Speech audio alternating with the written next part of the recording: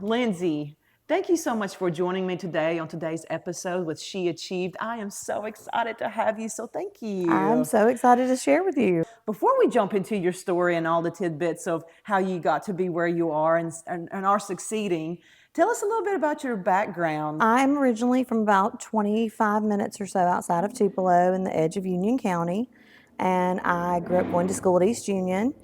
I did not graduate from there. I left and graduated from the Mississippi School for Math and Science, so I moved to Columbus for the beginning of my junior year, my senior year. So I lived at a residential high school, which was an interesting um, experience and probably one of my best life decisions I'll ever make was going to school there. So I graduated from there. I went to Mississippi State. And during my time at Mississippi State, I just began to really struggle with some identity crisis, some mental health, just a lot of uncertainty. And that first taste of freedom was not what it should have been for me. A little too much freedom and didn't really know how to manage it. And then really my whole life I dreamt of being an attorney. I was 4. My mom would get me ready for church, and then she would put me in front of the TV with my dad, and she would go get ready for church, and we would watch Perry Mason. And I just wanted to be Perry Mason. That was really it. Stuck with me throughout my whole entire high school years. And my first year of college, I just kind of figured out that really wasn't what I wanted to be anymore.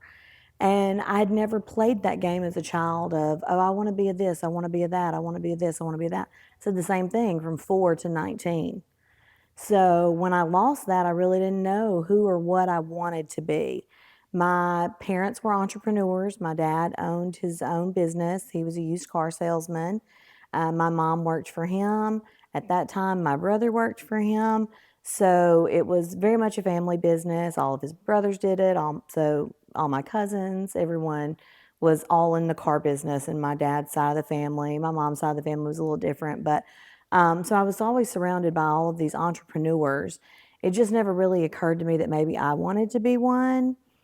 Um, and so when I lost what I thought was my life plan, I really just started succumbing to the partying and drugs and alcohol and that scene that, is very much a part of college every day still to this day.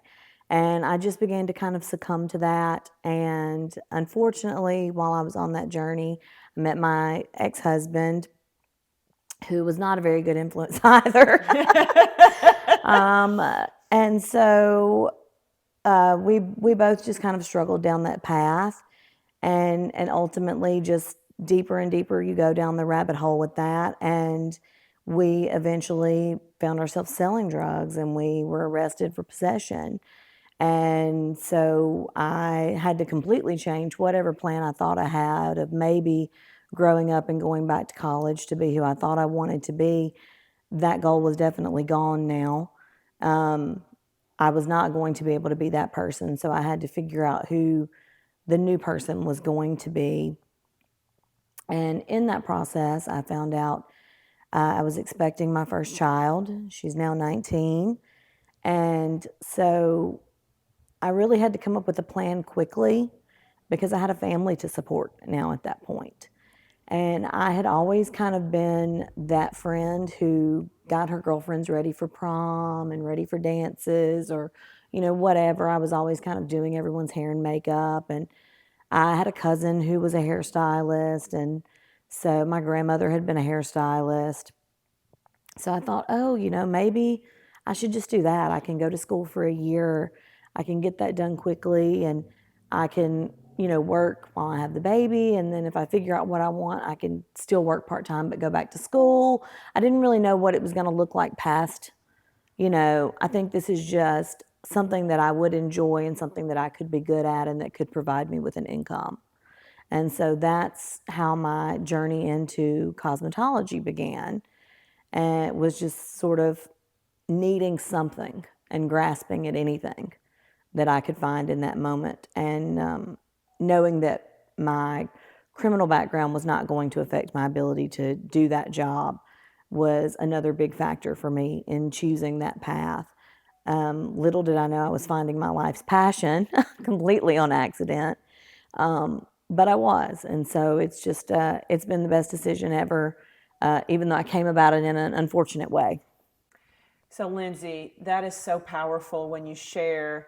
And looking back, and someone from the outside looking in, you had really two negative life events happen to you.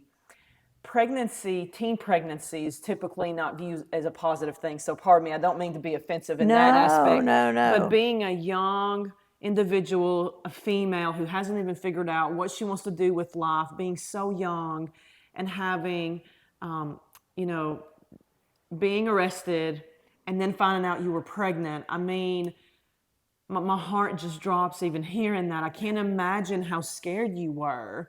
What what was that like having that happen to you at once? I am very blessed. My family was very supportive and very integral to me being able to be successful post that.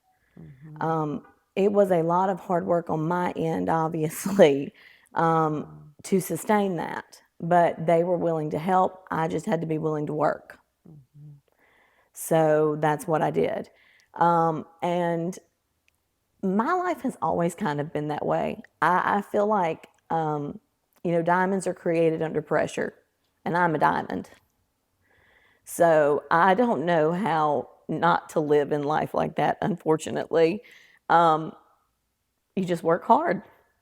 I can tell that work ethic is really important to you, and it seems that it was more than likely instilled into you by your parents, your mom and dad. And what a testimony it is for them to help you during that hardship. And then still sticking by you. I think about some of our listeners, females who probably have had similar situations and didn't have that support system. And that is so critical, even as for your entire trajectory of your life, right? It's always about our family and who we surround ourselves with, who influence and impact what our lives will be like.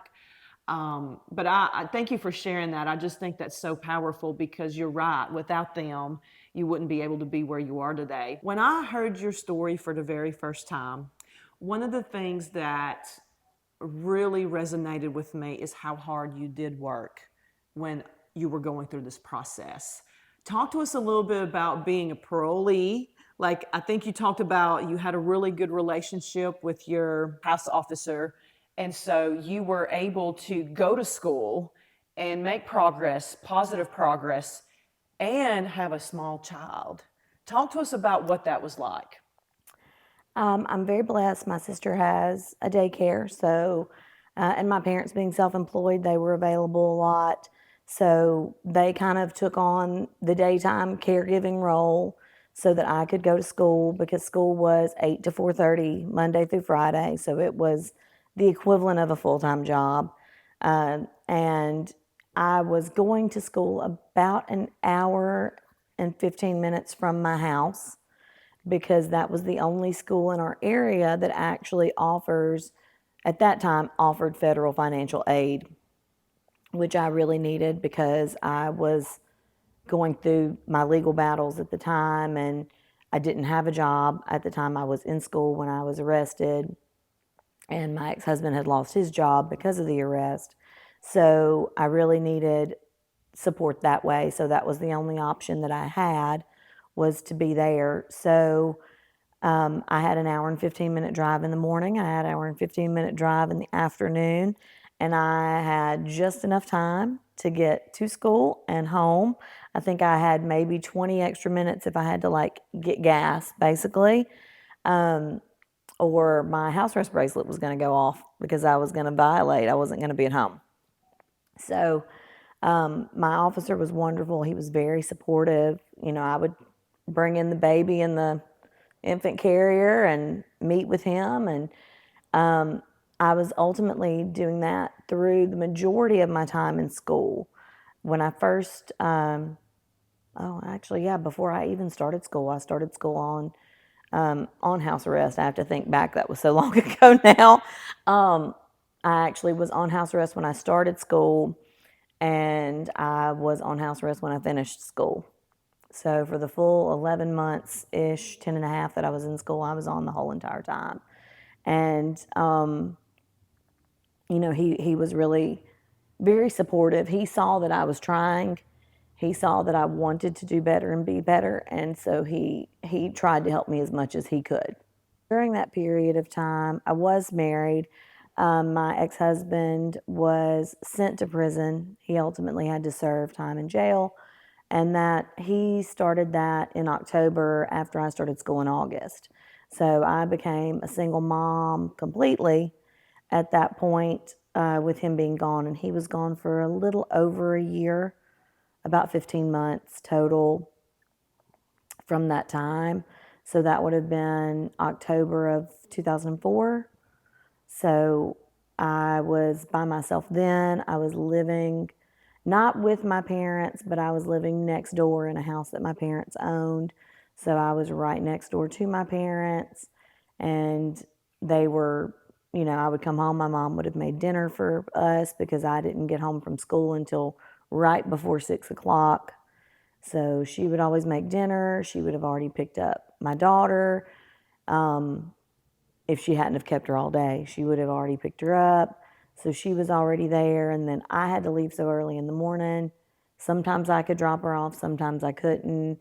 So my mom would. I was just very dependent on them for my continued success at that point because I couldn't realistically go to school that many hours and have any kind of income because you're only allowed so many hours a day anyway when you're on house arrest.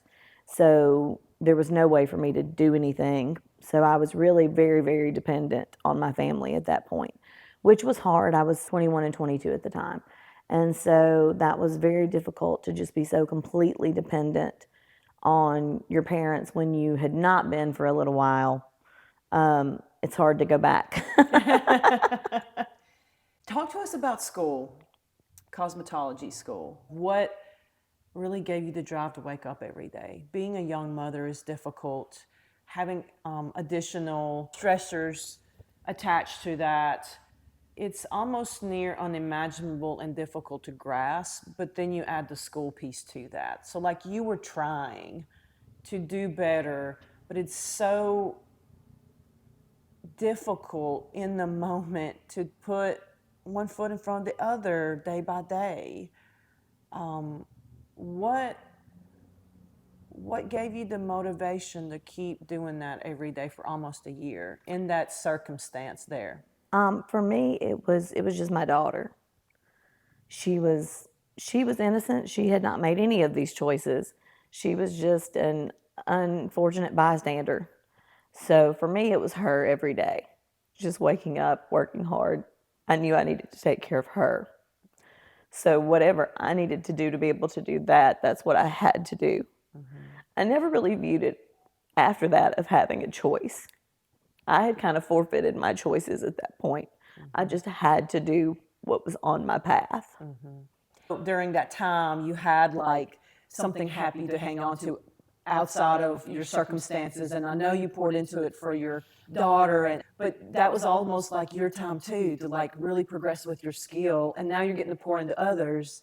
So how was that time in school as you were learning and like realizing like, hey, this is like I'm really good at this, and I really want to do this? We had a small class, so there was only 20 of us when we started. Only 15 of us ended up graduating, so we were a very small group. So we were very close, and we had a wonderful instructor.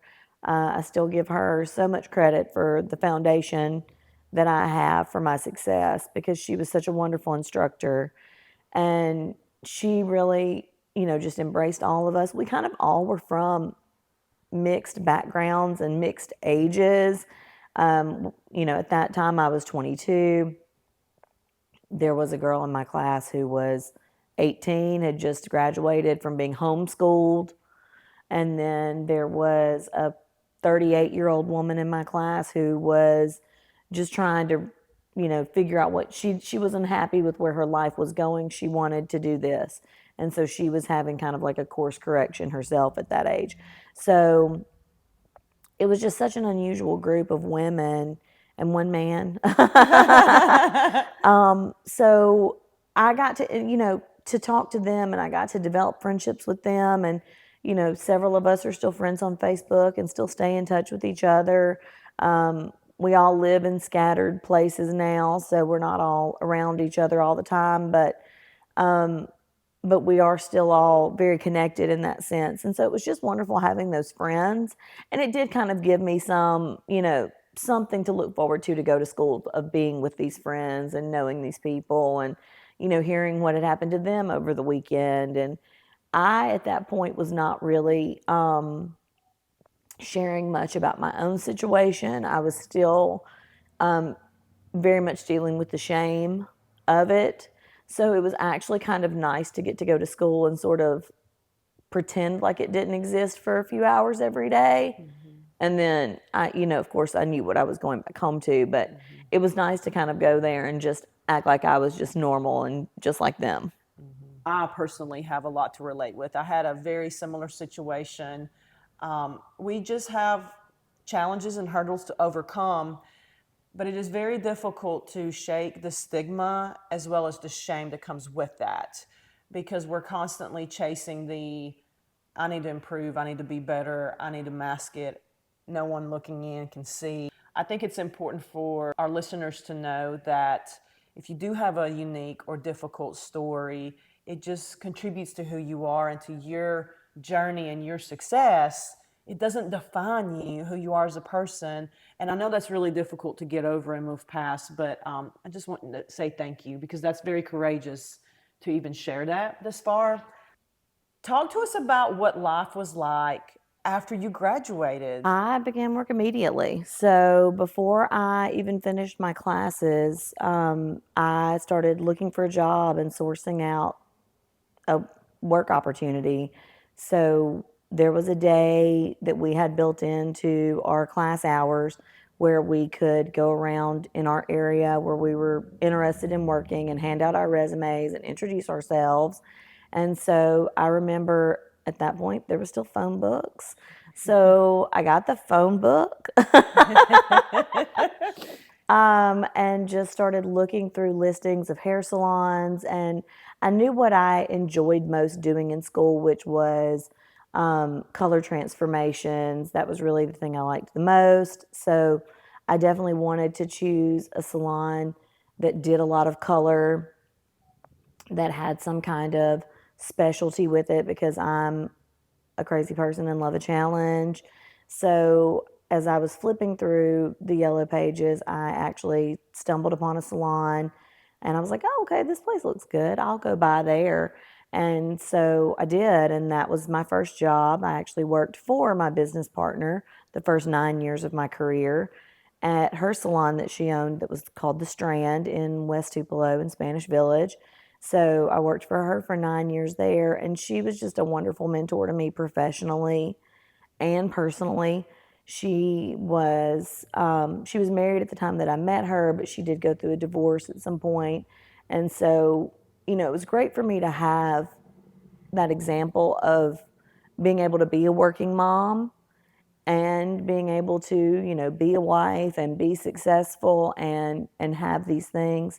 And so that was just really a wonderful example for me to see, besides all the things she taught me, with regards to just our job that we do behind the chair. It was just a wonderful personal example for me as well, to have to see that, if I worked hard, I could have it all too.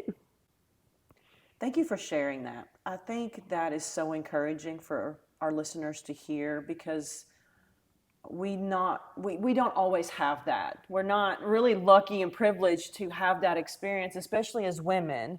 A lot of women I know have mentors, but they're male. They're not female, and I have male mentors too. But it's so beautiful to hear that the relationship there, because we as women can understand what each other is going through. We can really relate to each other, and so it's really inspiring and encouraging when you share, to say that your current business owner, which at the time you didn't even know would be, really helped you, transition and really develop who you are as a female, as a powerhouse. So thank you for sharing that. So what's next?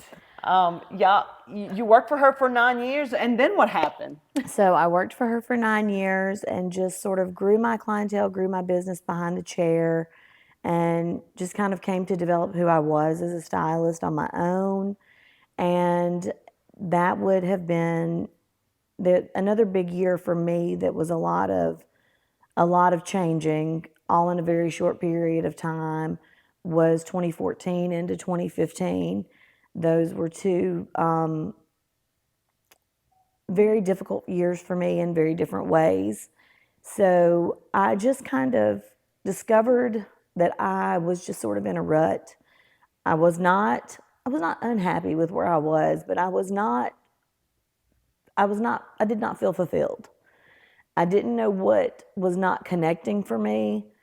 I knew that my marriage at home was falling apart, but I also knew that I had some things in my job that I was not happy with either. And so I just sort of made the decision that I was going to leave the Strand and sort of see if that kind of helped. Ultimately, I knew I would end up leaving my husband, but the thing that affected my children the least was me changing a job. So that was step one for me. So I left there in July of 2014 and started working at a new salon in East Tupelo. And I had more responsibilities there. I was kind of managing it for the owner. He was a hairstylist, but had not been behind the chair for several years, but had some additional space in his other business's building and decided to turn it into a salon because it was something he was familiar with and knew. And he needed someone to run it for him, basically. So I knew that I wanted a little bit more, but I also knew that I was not in any kind of position to be a leader or be an owner of a business yet. I was not where I needed to be to do that and be successful. So that was just a great opportunity for me to kind of get a little bit more, but still have that umbrella of being someone's employee and having someone else to fall back on. So I did that for 2 years. And then, well, I skipped my divorce part, so let me rewind back for my 2 years. So I was there for about 5 months, 4 or 5 months, and I came in from work one day. I had stayed really late to do my coworker's hair, so I didn't get home until like 9:30 or 10 that night. And my ex-husband was violently drunk and just proceeded to start berating everything about me to my core. And I had been living as a gaslit wife for a very long time who really did not know who she was anymore because I was being told all these things I was not. But when your partner and your most significant other is telling you these things, you kind of start to wonder if they're not true about yourself. So that particular night, he just made the mistake of going one step too far with his words. And there were very few things about myself that I really held true. And he decided to attack those. And the next morning, I told him I wanted a divorce. I knew that I was not the world's cup of tea. And I can't be everybody's because I wouldn't have time to do anybody else's hair if I was. So I can't be everybody's cup of tea, and that's okay. But I know what I am and I know what I'm not. So that ultimately was just the final straw for me. I just couldn't continue on anymore. So I asked him for a divorce. That would have been in October of 2014. Our divorce was final in February of 2015. And he was arrested at some point. He's no longer in my life or my children's lives. He's not been in our lives since 2016. So I I can't speak to anything for him personally beyond that. But at some point he was arrested and just other things that just ultimately led to him not really being able to be a father at all for my girls. And so I've had them on my own financially since our divorce. and then I've had them on my own, period, no visitation, no anything, since 2016, and then his rights were ultimately terminated in 2020. How old were they when the divorce was final?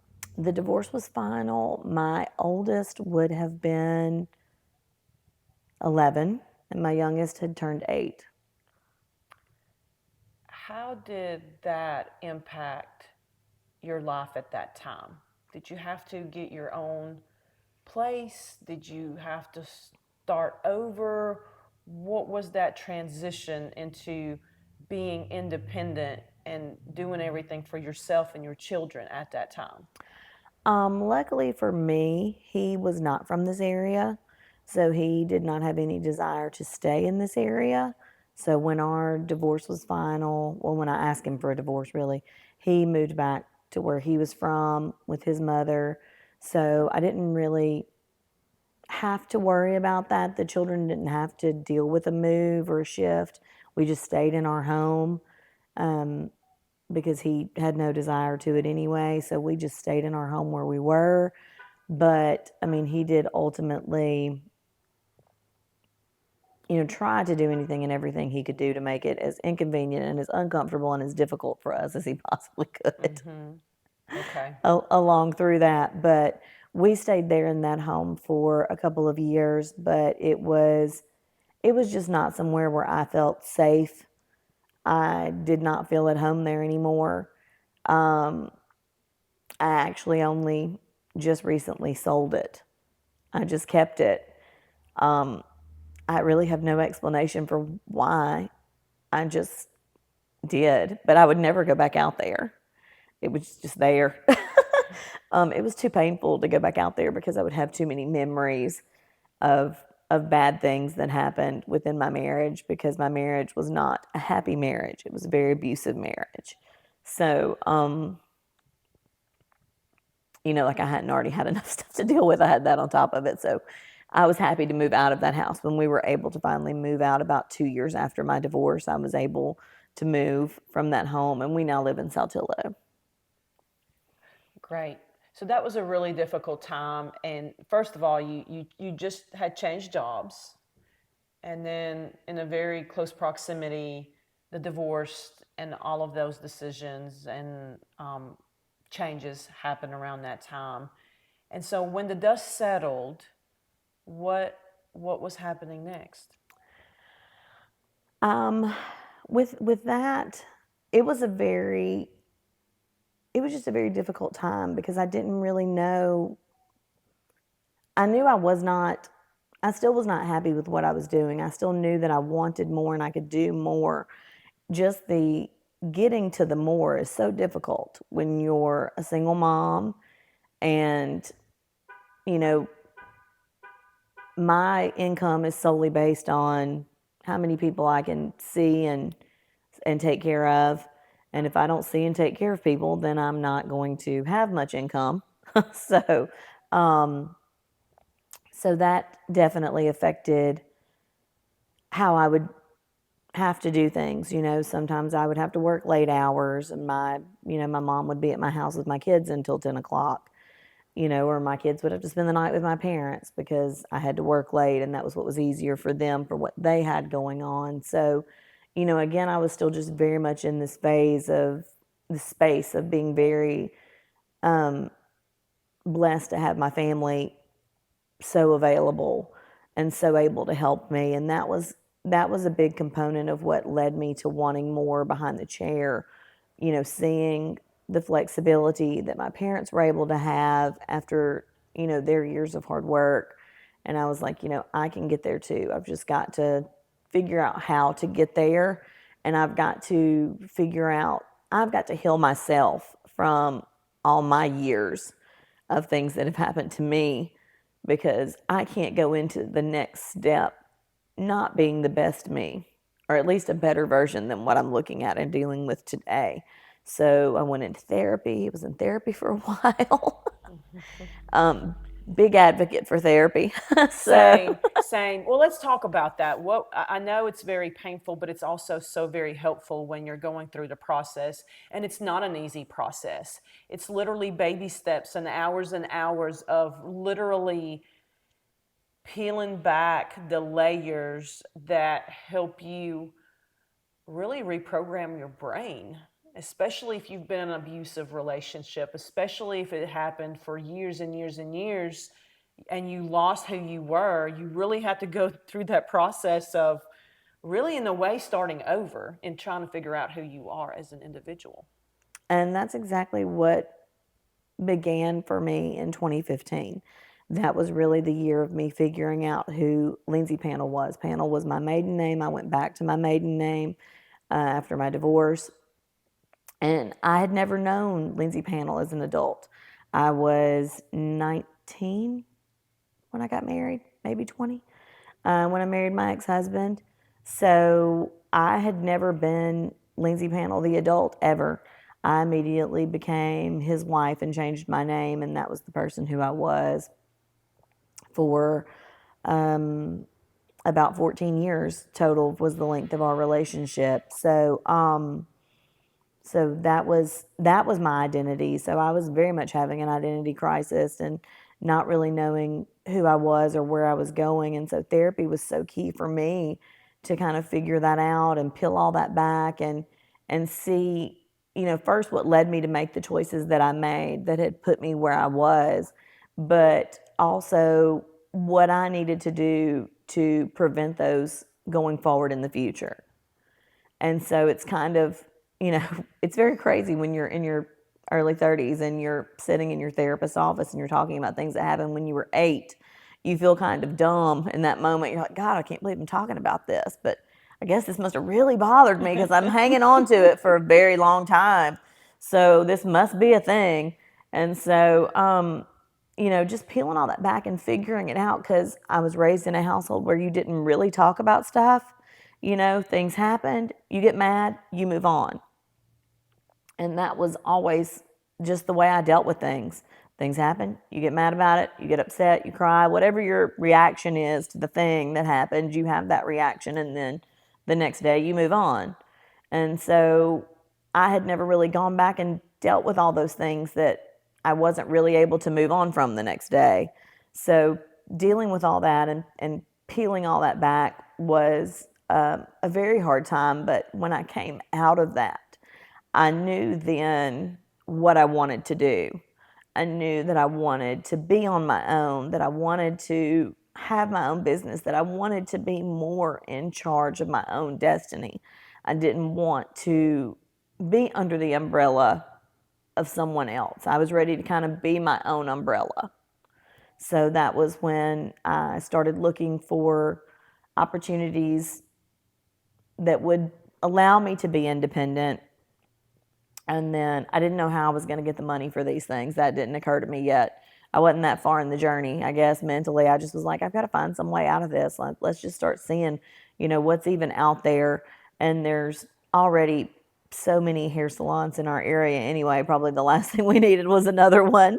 So just trying to figure out what that was going to look like for me, but also what was not going to be such a big endeavor that it was going to overwhelm me because I still was very much in a fragile place with my healing and could not really do a whole lot to rock a boat. So I started looking into, partnering with someone in a very small salon space, maybe just myself and one other person, but taking on an ownership role because that is different. It's not even the same as, booth renting is similar because you kind of own your chair. You're just renting it from someone, but it's still really not the same. There's still just so much more that goes into that, with city and permits and taxing and all these things. And so that was kind of what I was looking for and stumbled upon that, found someone who was looking for someone to partner with them. They already had an existing salon. They needed to have less responsibility. So I was able to partner with that person. and owned a salon with him for about 4 years before Citizen Style came to exist. So that was sort of my next step, was just getting my feet wet with ownership and with that next step of responsibility, while still very much kind of being on this journey of healing and getting stronger. From there, how I got to Citizen Style here, Diane and I had always stayed very good friends. Even when I left in 2014, we stayed friends. We traveled together and spent time together. She still cut my hair because I've got really weird hair. I won't just let anybody cut my hair. I had her trained, so why would I leave her, kind of thing. So we had stayed close and we had stayed in touch. And she had always wanted to be downtown. I was in Fair Park, which is basically downtown. I kind of still consider it downtown too. So I was in Fair Park at the time. And then when we were put under COVID shutdown, my business partner at that time had already told me that he was planning to move himself away from Tupelo. So I needed to be figuring something out, whether it be stay there, keep that myself, or move, or whatever. I needed to be getting a different plan. I had sort of heard through the grapevine that our space was possibly going to be available. So I reached out to Diane and just kind of said, hey, I've heard this spot might be empty. If you're interested in possibly partnering, I would certainly be interested in doing the same. Just kind of got together and started talking through things and talking through, even though we had stayed friends, we'd never really had a full on conversation. You know, for her, I left because I got a better opportunity.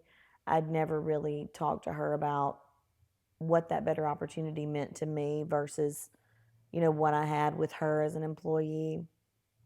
So we had to have a really, a real like raw conversation, because I didn't want the things that affected me and my decision to leave the Strand to come into the new space either.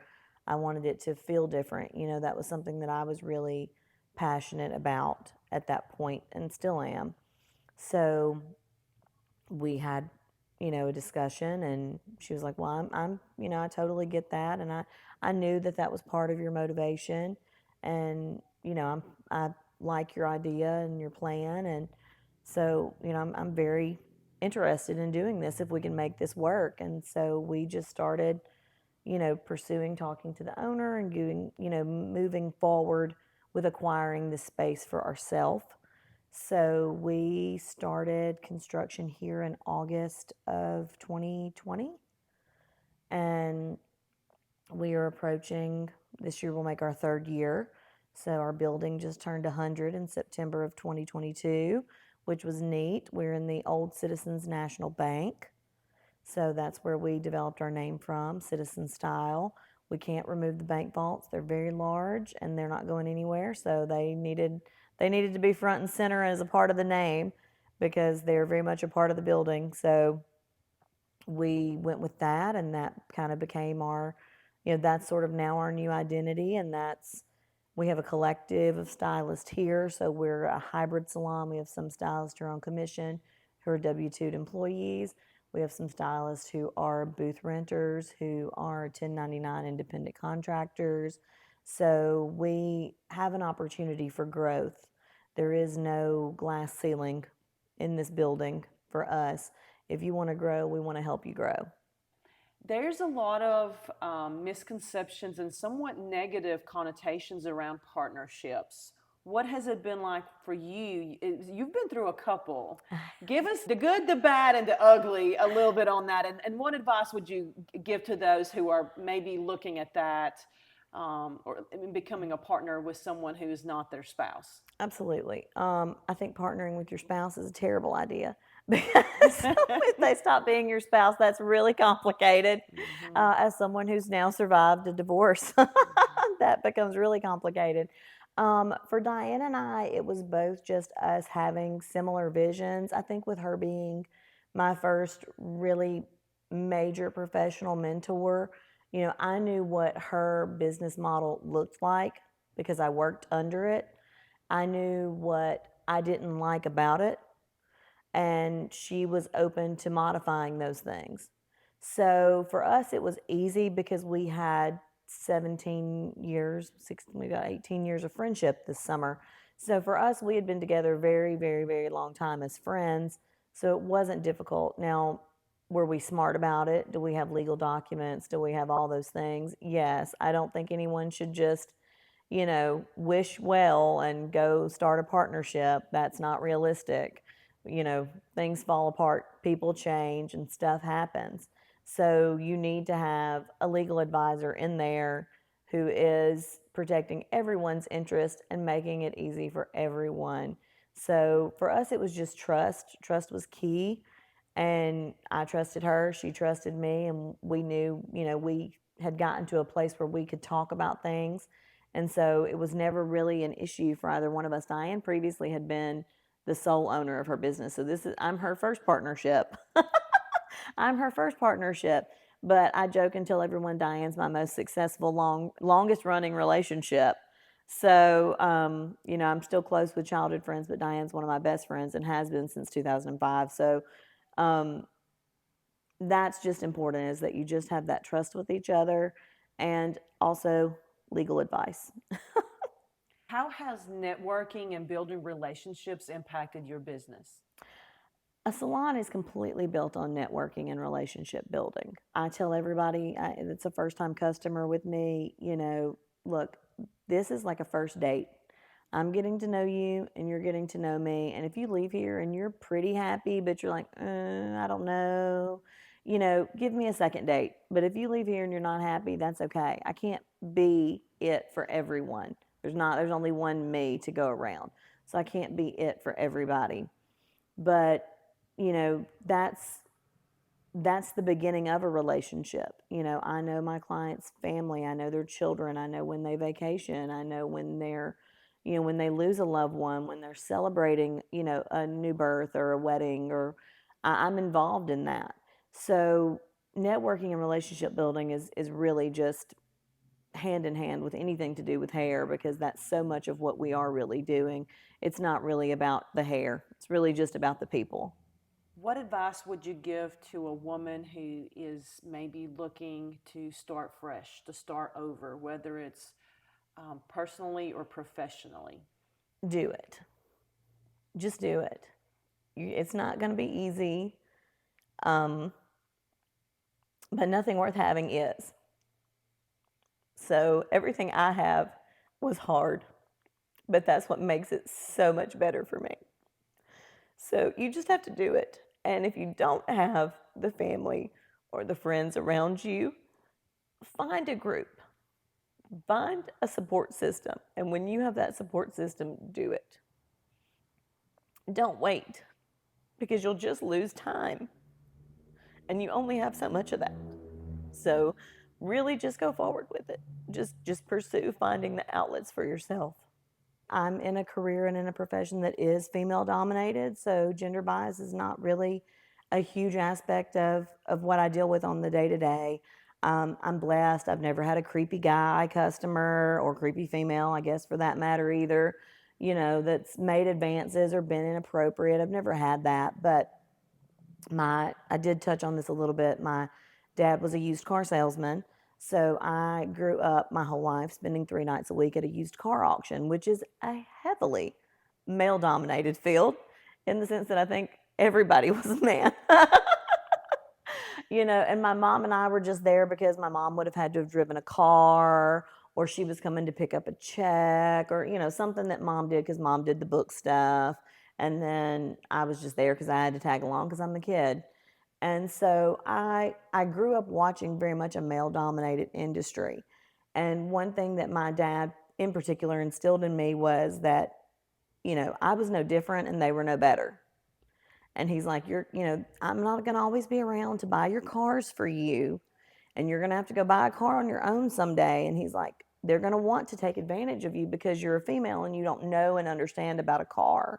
And he said, but you do, because you're here. But even if you didn't, you know you're the same. You're an equal. So don't ever let them or anyone for that matter, assert themselves upon you just because they can. You do, you be strong for yourself. You don't let anyone push you around. And so that was very much instilled to me in a very different way. So I just kind of live like that. I can get a little steamrolly. I have to kind of control myself from time to time because I can get a little too passionate in doing something. So, I grew up, half my life in a male dominated business with my dad and helping out with that, and then transitioning into a female dominated industry. So I've seen it from both ways, and we just all have to treat each other equally. But we as women have to assert ourselves as their equal. If we go in and we act weak and submissive, then we have not shown them that we're their equal. So, just the same as by nature they may want to be dominant, we have to also be dominant too. Thank you for sharing what an impact your father had on you, especially growing up. I think that's so critical and important as, the things that we hear and the way, especially during that time as we were growing up, there was not a lot of, you know, females in the automotive business, rocking it out like you were with your dad. But it speaks volumes of your dad's philosophy too, I would think, because you being a girl, he didn't let that deter from pouring into you and teaching you that, hey, you're going to have to do this on your own one day, so you better get with the program. And he was really building your confidence is what he was doing. Absolutely. The rule to get your first car in our family is you have to be able to change your own oil and change your own flat. And it doesn't matter if you're girl, boy, he doesn't care. You're not getting the keys till you can change a flat and change your oil. I love it. So my dad's health declined, and my mother actually taught my two nephews. So the two, where would they would be in the middle of the grandkids for my parents. But my dad's health didn't allow him to teach them, and so my mother did. Oh, I love it. Wow. And so is this still continued on? Like you guys are still doing Well, it, or? my dad is deceased. He passed in 2015, and my mom is completely retired. But my brother does still work in the car industry. He just now works for someone. He's not out on his own anymore, and he's the last one. All the rest of us, the grandkids, the kids, they're all in other industries. So he's going to be the last one to take it out. But yeah, that's always something that I like to kind of tell, because it's sort of funny to think about my mom teaching her two high school aged grandsons how to change their own oil and their own flat. She actually put a wheel bearing on my car once.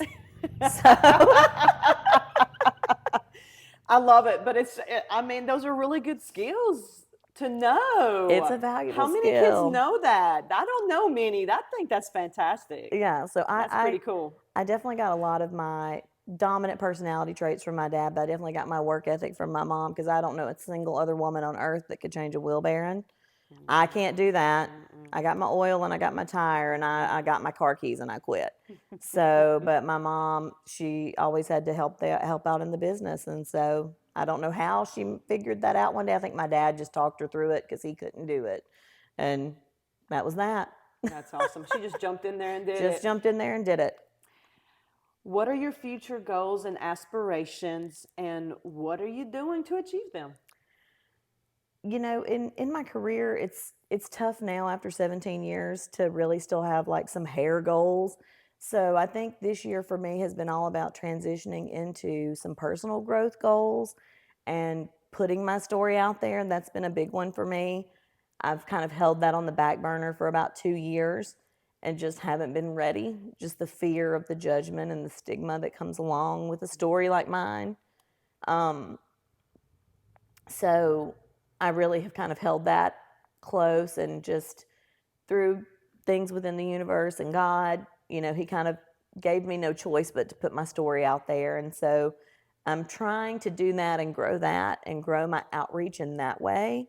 And then my side hobby that I enjoy so much, as I'm very involved here with a pageant that's here local in Tupelo, that's a statewide system. It's called Miss Mississippi Volunteer, and it's a part of the Miss Volunteer America system. And our entire service initiative is called Serve, and it's all about scholarship, empowerment, responsibility, volunteerism, and education. So I just try to continue and grow through that program, grow girls into that program because I love the values that it instills. And I just love being able to help girls grow and teach them new skills, teach them interview skills, things that are going to help grow them and carry them through for the rest of their life. If you could tell one thing to your younger self, think about when you were back in high school, what advice would you give yourself? So I've been most excited about this question because my answer to that may shock most people. And I wouldn't tell myself anything because I wouldn't change anything. Had yesterday not looked the way yesterday looked, today wouldn't look the way it looks. So even though it's been very hard, and there's a lot of things I might not have enjoyed, I wouldn't go back and change them because I wouldn't be who I am right now. And I really love who I am right now. So, yeah, I don't really have advice for younger me. Well, I take that back. I take that back. I'm not as fat as I think I am when I'm 16, 17. You're not that fat. You're crazy. You'll be fat one day. It's not that day though. That'd probably be the one thing I would go back and tell myself is just don't be so hard on yourself about certain things. But I wouldn't actually go back and warn myself about anything, weirdly enough. Well, Lynsee, it has been an honor and a privilege to have the opportunity to sit down with you and hear your amazing, inspiring story that I think our listeners are also going to really resonate with and carry with them. You have really poured your heart out today, and I got chills several times while you were talking. And thank you for your courage today and for your ability to share. And thank you so much for being with us here today. Thank you for asking me. I've enjoyed it. I've looked forward to it.